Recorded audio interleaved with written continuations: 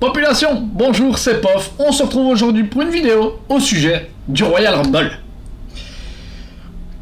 La WWE ne nous a pas toujours proposé des choix pertinents sur les vainqueurs du Royal Rumble. Que ce soit méritant, intéressant, ça ne l'a pas toujours été, ou en adéquation avec les envies de la majorité du public.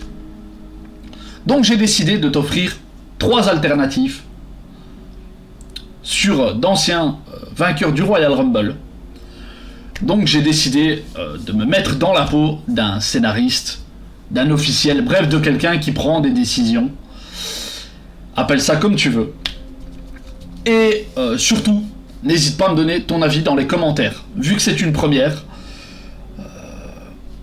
tu peux me dire s'il y a des choses que tu aimerais qui soient plus approfondies, des parties un petit peu plus détaillées.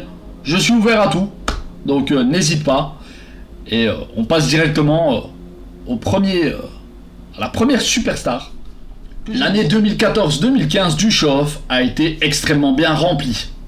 Il remporte le titre intercontinental à 3 reprises, rivalise avec des gars comme le Miz, Cesaro, le regretté Luke Harper et Wade Barrett.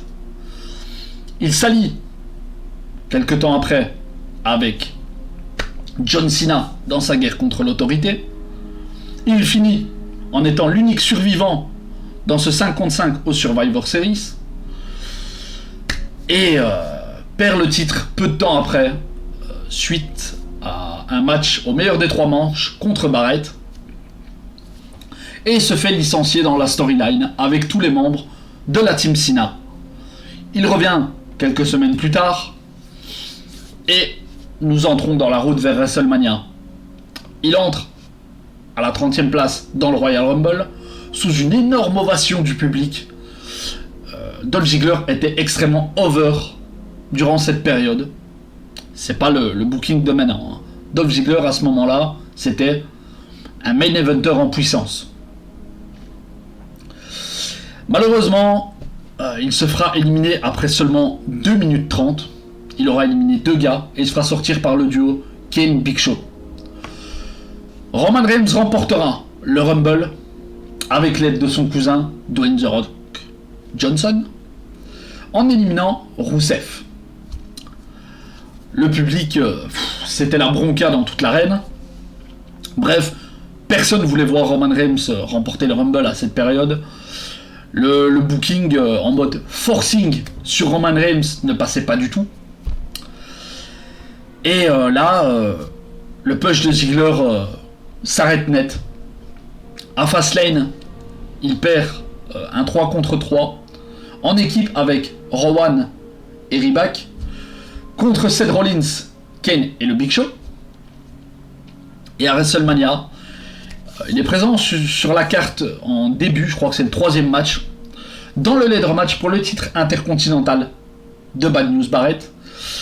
Le match sera remporté par Daniel Bryan, qui laissera le titre vacant quelques semaines plus tard suite à une énième blessure. Bon, la situation est assez différente qu'actuellement. Il n'y avait qu'un titre majeur suite à l'unification du World Heavyweight et du titre de la WWE. Et Brock Lesnar était l'unique champion. Effectivement, même s'il était super over, le show-off, c'est un peu light contre un gars comme Brock Lesnar. Ça. Mais faire gagner le Rumble à Ziggler n'aurait pas empêché Roman Reigns de faire partie de l'équation. Selon moi, je pense que le show-off qui gagne le Rumble en 2015, ça aurait été énorme. Ça aurait été une pop aussi grosse qu'au moment où il a fait son cash-in sur Del Rio. Si pas plus. Mais voilà, c'est une de mes grosses déceptions du Royal Rumble. Durant l'année 2016-2017, la WWE nous a proposé une des alliances les plus divertissantes de la PG era. Le roman d'amitié entre Owens et Jericho. Les deux amis se rapprochent peu de temps avant SummerSlam et durant le plus gros show de l'été, ils affrontent Enzo Amore et Big Cass. Le même soir, Finn Balor devient le premier champion universel de l'histoire en battant Seth Rollins. Malheureusement, l'Irlandais se blesse durant le combat. Le lendemain à Raw, il annonce qu'il est blessé et le titre est vacant. La semaine suivante, dans le main event, Fatal 4-Way remporté par Kevin Owens qui devient champion universel à son tour. Chris Jericho est un élément clé du règne de Kevin Owens. Il l'aide à de nombreuses reprises à conserver son titre dans sa rivalité contre Seth Rollins et ensuite contre le champion des États-Unis, Roman Reigns. Il remporte le titre, d'ailleurs durant cette rivalité, le titre des États-Unis dans un match à 2 contre 1 contre Roman Reigns lors d'un épisode de Monday Night Raw. Le premier titre US remporté par Y2J, qui est recordman du nombre de titres intercontinentaux, mais qui n'avait jamais gagné le titre des États-Unis auparavant. Il entre dans le Royal Rumble et reste presque 61 minutes. Mais il se fait sortir par Roman Reigns, le revanchard Big Dog. Énorme performance du Canadien. Et la route vers WrestleMania continue. Quelques semaines plus tard, il organise le Festival of Friendship pour célébrer son amitié sans faille avec le champion universel. Il se passe des chouettes petits moments. Tu as Gilbert qui fait une apparition. Et là, il y a 2 câbles qui se touchent dans la tête de Kevin Owens. Et il finit par fracasser Chris Jericho. Et le segment assez violent se finira par Jericho qui passe après à travers un Jericho-tron. Il va s'absenter des écrans pendant quelques semaines. Et durant Fastlane, Kevin Owens va défendre son titre. Regarde la hype, parce que j'ai été dégoûté. Contre Bill Goldberg. Le retraité le plus bankable de la WWE.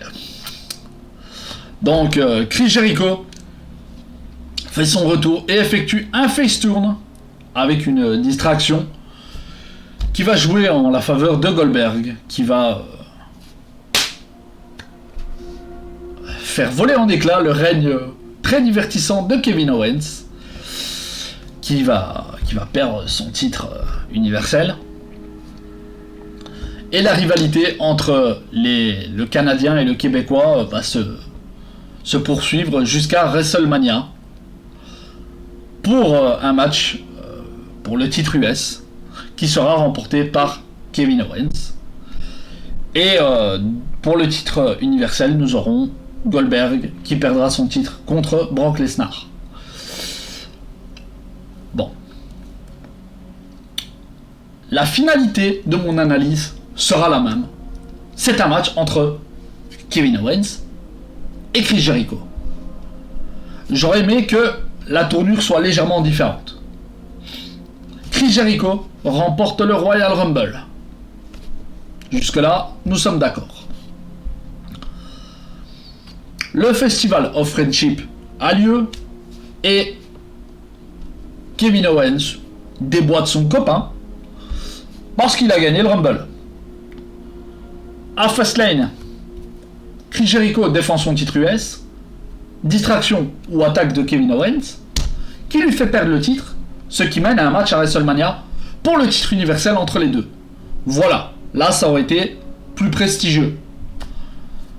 Pour un match entre Goldberg et Brock Lesnar, un titre, c'est pas vraiment un facteur important.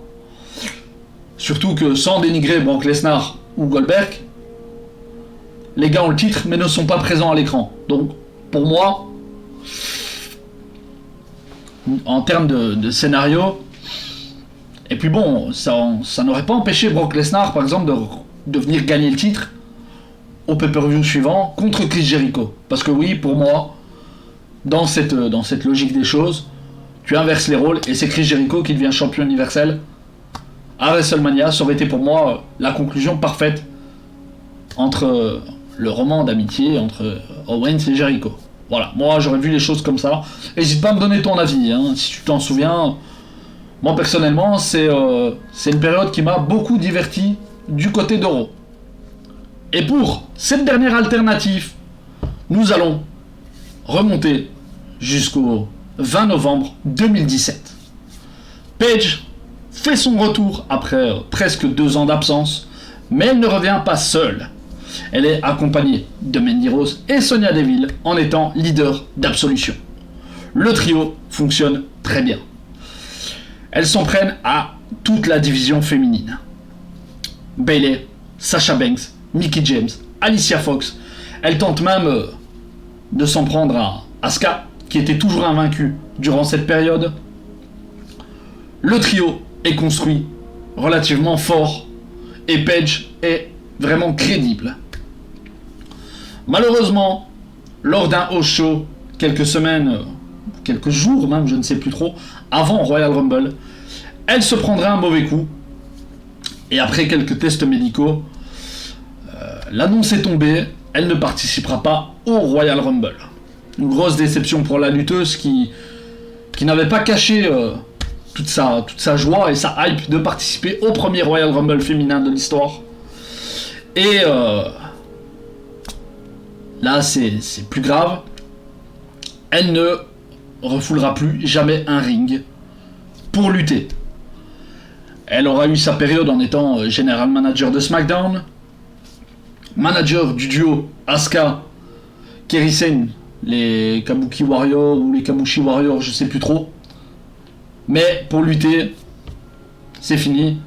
Enfin, du moins, jusqu'au jour d'aujourd'hui, c'est toujours pas arrivé. Je ne sais pas si un miracle aura lieu à la manière d'un Daniel Bryan ou d'un Edge. Pour le moment, c'est toujours pas le cas, malheureusement. Mais on va revenir à la chronologie de la chose. Asuka remporte le Royal Rumble. Et à WrestleMania, nous avons Asuka contre Charlotte pour le titre de SmackDown. Alexa Bliss contre Nia Jax pour le titre de Raw. Du côté du show bleu, Asuka n'avait pas forcément besoin de remporter le Royal Rumble pour être légitime pour aller affronter Charlotte, vu qu'elle était toujours invaincue. Elle avait dépassé la streak d'invincibilité de Bill Goldberg. C'est quand même quelque chose qui date, donc c'était quelqu'un de construit très fort, que ce soit à NXT ou depuis son arrivée en main roster. Donc Asuka était totalement légitime. Du côté de Raw, c'était beaucoup moins intéressant.